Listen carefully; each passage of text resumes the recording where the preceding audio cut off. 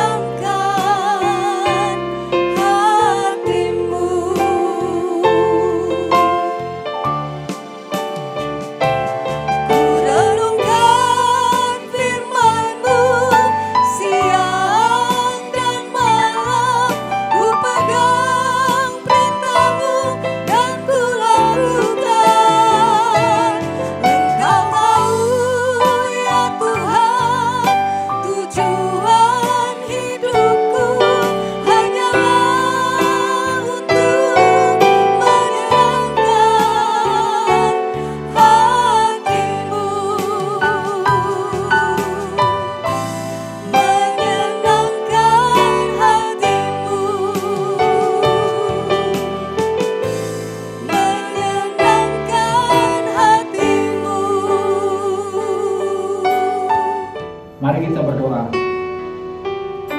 Bapa, kami mengucap syukur untuk ibadah Family Altar malam hari ini. Terima kasih untuk kebaikan, penyertaan, dan perkenanan Tuhan dalam hidup kami. Sebentar kami akan mendengarkan firman-Mu. Berbicaralah bagi setiap kami ya Tuhan. Urapi kami, dan Roh Kudus memberikan pengertian baru bagi kami. Dalam nama Tuhan Yesus, kami sambut firman-Mu. Haleluya. Amin. Sesuai dengan tuntunan gereja dan gembala, bulan ini kita mengambil tema integritas gereja. Dan malam ini saya akan membawakan subtema menghidupi teladan Yesus. Kata gereja berasal dari bahasa Yunani, eklesia, yaitu orang-orang yang dipanggil keluar dari kegelapan dunia menjadi milik Kristus. Gereja bukanlah berbicara secara fisik, seperti bangunan, organisasi atau denominasi, tapi gereja adalah tubuh Kristus yang terdiri dari setiap orang yang percaya kepada Yesus Kristus untuk keselamatan kekal. Tentu setiap kita yang sudah keluar dari kegelapan bukan hanya hidup diam menikmati kebaikan dan berkat Tuhan, namun harus bergerak menjadi pribadi yang bersaksi tentang kebaikan dan karya keselamatan Kristus. Inilah misi orang percaya. Dalam 1 Petrus 2 ayat 9, demikianlah firman Tuhan. Namun kamu adalah bangsa yang terpilih, imaman yang rajani, bangsa yang kudus, umat kepunyaan Allah sendiri, supaya kamu dapat memberitakan kebaikan-kebaikannya, yang telah memanggil kamu keluar dari kegelapan menuju kepada terangnya yang ajaib. Secara singkat bisa diartikan kita dipanggil oleh Allah sendiri sebagai imam. Artinya memiliki tugas yang sama di dalam Tuhan. Jadi bukan hanya untuk seseorang pendeta atau pemimpin rohani, tapi tugas setiap kita untuk membawa orang-orang di sekitar kita mengenal Allah atau menjadi saksi. Dimanapun Tuhan menempatkan kita, baik di keluarga, di dalam pekerjaan, komunitas, maupun gereja, di mana tempat setiap kita beribadah. Seperti seorang anak dilahirkan, masuk menjadi anggota keluarga tertentu. Sebagai contohnya, saya lahir kemudian dirawat dan dibesarkan oleh keluarga Damani yang harapannya bisa membawa nama baik keluarga.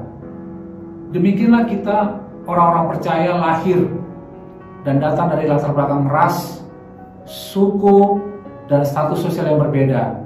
Masuk menjadi keluarga gereja agar rohani kita dapat memperoleh perawatan, pemeliharaan, serta bertumbuh sehat dan kuat. Selanjutnya dari gereja akan keluar pribadi-pribadi yang membawa kasih dan saksi dari kebaikan Kristus. Salah satu dari panggilan gereja yang adalah marturia, yang artinya bersaksi, memberitakan Injil sebagai berita keselamatan bagi manusia. Apa sih saksi itu? Saksi adalah orang yang melihat atau mengetahui sendiri suatu peristiwa. Kalau kita lihat di persidangan, selalu ada saksi. Mereka bahkan disumpah untuk menyatakan kebenaran. Disinilah integritas seorang sangat penting. Karena jika ada penyimpangan, maka pengadilan bisa memberikan keputusan salah. Demikian jugalah kita dalam memberitakan kabar baik. Diperlukan pribadi yang berintegritas untuk boleh menjadi saksi. Bukan hanya sekedar kata-kata, namun kita melakukan kebenaran dalam setiap aspek kehidupan kita. Bagaimana kita memiliki hidup yang bisa menjadi kesaksian? Firman Tuhan di dalam 1 Petrus 2 ayat 21, saya bacakan bagi kita. Sebab untuk itulah kamu dipanggil, karena Kristus pun telah menderita untuk kamu dan telah meninggalkan teladan bagimu, supaya kamu mengikut jejaknya. Malam hari ini, dari sekian banyak keteladanan yang Yesus wariskan kepada kita, saya ambil 5 poin keteladanan Kristus yang harus ada bagi kehidupan orang percaya. Keteladanan Yesus yang pertama, itu teladan ketaatan kepada kehendak Bapa.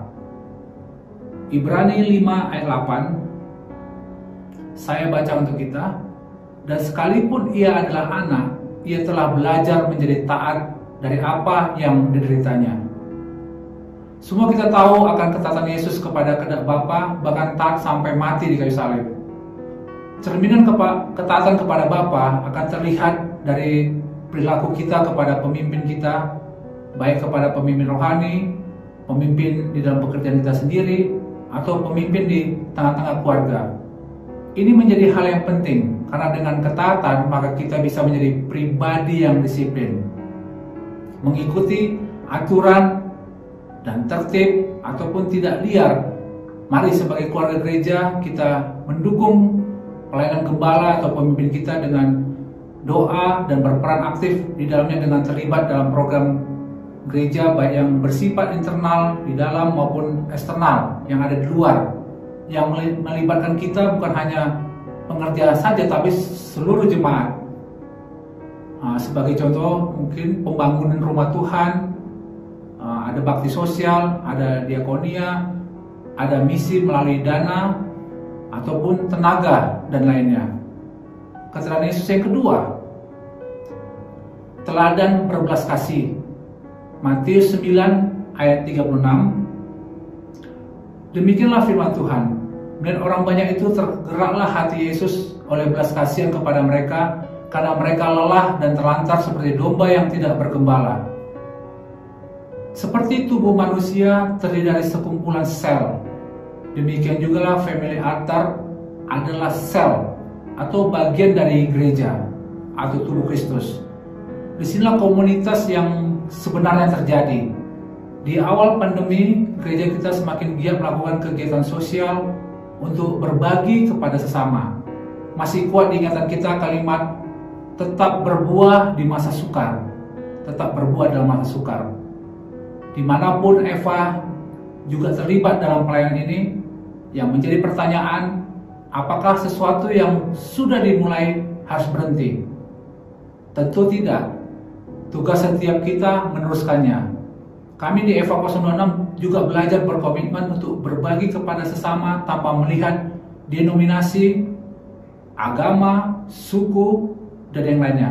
Kami membuat program kegiatan yang rutin 3-4 bulan di mana kita berikan bantuan dimulai kepada keluarga Eva yang membutuhkan di waktu yang berbeda. Kemudian kita mencoba keluar dengan memperhatikan saudara kita di salah satu gereja kecil di pinggir kota Medan yang hanya terdiri dari 15 kakak, di mana mayoritas memiliki pekerjaan sebagai supir angkot, dan pada saat itu ada 12 kepala keluarga yang terkena COVID. Dan yang terakhir kepada 25 kakak yang sudah korban PHK, yang secara pekerjaan mereka mayoritas security. Memang karena kita terdiri dari kelompok kecil dan kondisi ekonomi yang berbeda juga, kita tidak bisa memberikan dengan jumlah yang besar.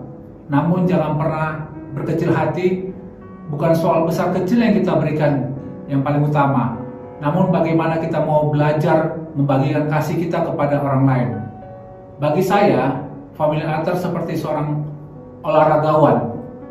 Disinilah kita melatih otot rohani kita, belajar mengambil beban, bersaksi melalui perbuatan, dan menunjukkan belas kasihan kepada sesama. Teladan Yesus yang ketiga itu teladan pengampunan. Dalam Kolose 3 ayat 13 dikatakan, sabarlah kamu seorang terhadap yang lain, dan ampunlah seorang akan yang lain apabila yang seorang menaruh dendam terhadap yang lain. Sama seperti Tuhan telah mengampuni kamu, kamu perbuat jugalah demikian. Hal yang paling sakit adalah jika kita dikhianati oleh orang yang dekat dengan kita, seperti Yesus dikhianati oleh Yudas, namun tetap memanggilnya sahabat. Dendam akan membuat hidup kita menjadi pahit, tidak merasakan damai, bahkan bisa merancangkan yang jahat. Orang yang tidak bisa mengampuni akan mendatangkan kerugian bagi diri sendiri, bukan hanya hidup tidak bisa menjadi kesaksian lagi, tapi kita berlahan merusak diri kita sendiri. Karena kita bisa menyimpan dendam, bahkan menginginkan kejatuhan orang lain. Keteladanan Tuhan Yesus yang keempat itu teladan kerendahan hati. Roma 12 ayat 16 berkata, hendaklah kamu sehati sepikir dalam hidupmu bersama. Janganlah kamu mikirkan perkara-perkara yang tinggi, tetapi arahkanlah dirimu kepada perkara-perkara yang sederhana. Janganlah menganggap dirimu pandai. Dante Gabriel Rossetti, seorang pelukis terkenal pada abad ke-19, pada suatu hari didatangi oleh seorang bapak. Ini seorang pelukis ya, didatangi seorang bapak tua dengan membawa beberapa lukisan untuk diberikan penilaian oleh Rossetti. Kemudian dengan jujur, Rossetti menilai bahwa pelukis yang melukis itu tidak memiliki talenta yang berarti. Kemudian Bapak Tua itu kecewa dan kemudian menunjukkan beberapa lukisan yang berbeda. Kemudian dia berkata, bagaimana dengan lukisan yang saya bawa ini? Ini lukisan oleh seorang anak muda, kata Bapak Tua itu. Tidak lama kemudian Rossetti mengamati dan dengan semangat berkata, oh, ini lukisan indah. Pelukis muda ini sangat berbakat dan harus didukung sepenuhnya. Kemudian Rossetti bertanya, siapakah dia? Apakah putra Anda? Bukan, jawab Bapak Tua tersebut. Pelukis itu adalah saya 40 tahun yang lalu. Seandainya saya mendengar pujian ini pada waktu itu, pada saat muda, tentu saya tidak mudah berputus asa. Bapak Ibu yang dikasihi Tuhan, selama kita hidup akan ada terus masalah. Bahkan kadangkala kita atau sesama kita mengambil keputusan atau melakukan sesuatu yang salah. Tapi ingatlah, untuk membangun hubungan yang harmonis membutuhkan kerendahan hati. Sekalipun kita mungkin memiliki pekerjaan, pendidikan, wawasan, materi, perbuatan yang lebih baik dari orang lain, pilihlah spirit yang mendorong semangat, bukan menghakimi. Bahkan sekalipun orang tersebut salah, cukup kita menyatakan kesalahannya dan doronglah orang tersebut untuk bangkit dan kita bantu untuk bisa memperbaiki diri. Yang menjadi keteraturan Yesus yang kelima itu teladan melayani. Yohanes 13 ayat 14, demikianlah firman Tuhan, jadi jikalau aku membasuh kakimu, aku adalah Tuhan dan gurumu, maka kamu pun wajib saling membasuh kakimu. Salah satu tujuan hidup kita adalah dipanggil untuk melayani. Bukan hanya untuk melayani Tuhan, tetapi juga melayani sesama.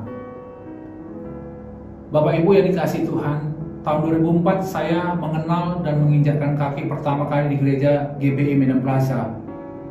Puji Tuhan, yang tadinya saya ragu untuk memasuki atau beribadah, justru saya mendapat zaman Tuhan. Yang pada waktu itu di tengah-tengah ibadah saya tidak bisa menghentikan air mata saya pada saat menaikkan pujian. Merasa ada sesuatu yang baru di dalam hati saya. Kemudian setiap saya datang ke Medan dari Jakarta, biasanya menjelang weekend, saya kemudian kembali datang lagi beribadah ke Medan Plaza.